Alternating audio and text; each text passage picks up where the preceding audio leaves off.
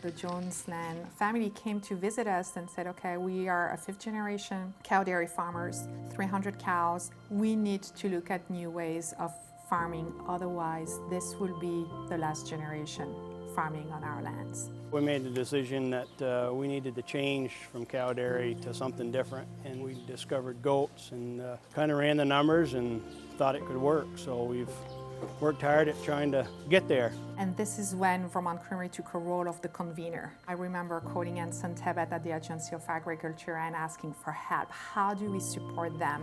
Because if we help them being successful, they could be the first of many other dairy farms looking to either diversify or convert into goats. We discussed goat dairies at the Dairy Summit in Jay. There is some transition costs going from the cows to the goats.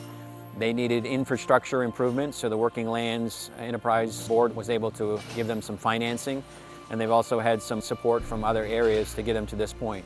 We're milking about 250 right now. Within 6 weeks, probably be milking 400 to 500.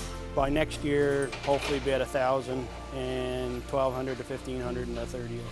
It's different than cows. They act a lot different than cows, but so far everybody's done well with the change. How do you not love goats? When you live in Hyde Park, everybody knows everybody.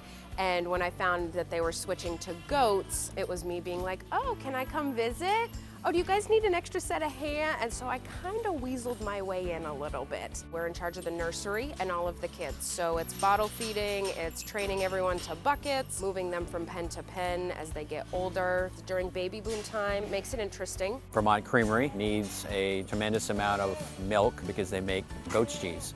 Our first product that we made was fresh chèvre, a log of fresh goat cheese that we were selling in Boston and also in New York high-end restaurants, French restaurants, because they knew how to cook with goat cheese. And little by little, consumers started to grow interest in those new products, and here we are 40 years later, having created a demand that is national from consumers on high-quality fresh goat cheese. Now we're looking at our supply chain and the Vermont dairy farming landscape, and we know we need to help dairy farmers to get into the goat's milk.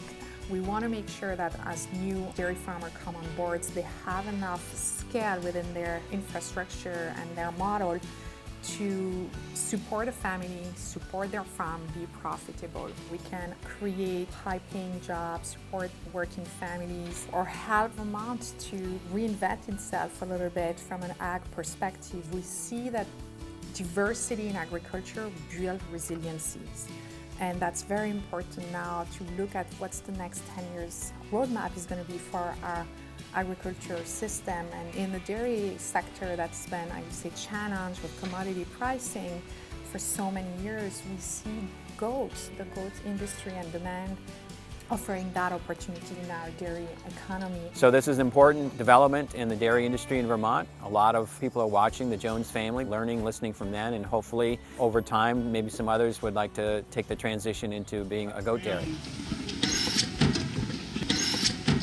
You know, Vermont stands for high quality, small batch, artisan. The Vermont brand is very strong, and so people expect high quality products if it's made in Vermont, and so our obligation is not only to work the land and turn that milk into value-added product, but also to well represent the Vermont brand name. We're finally up and running and hopefully on our way.